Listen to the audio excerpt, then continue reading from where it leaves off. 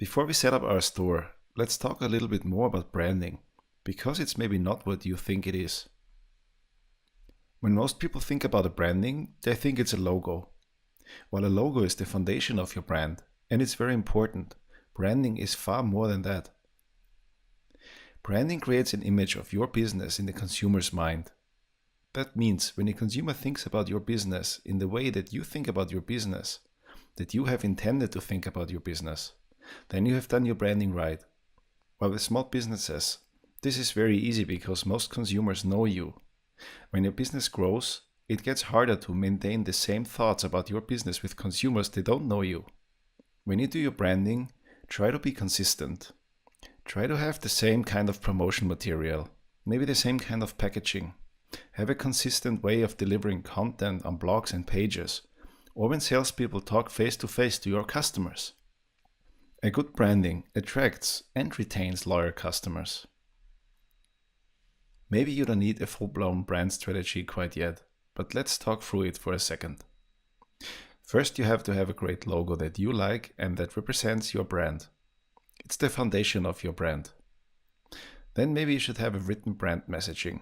What is your brand communicating to your customers? Like, for example, what do you think when you think of Nike or McDonald's, Coca-Cola or Apple?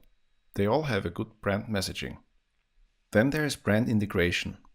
Try to be consistent with your email signatures, how you and your hires are answering calls, if you wear t-shirts or suits on events, what your business cards look like, and so on.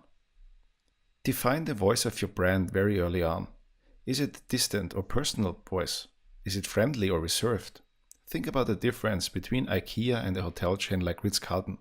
They are both having a different voice of their brand. One thing that you might want to do is have a tagline.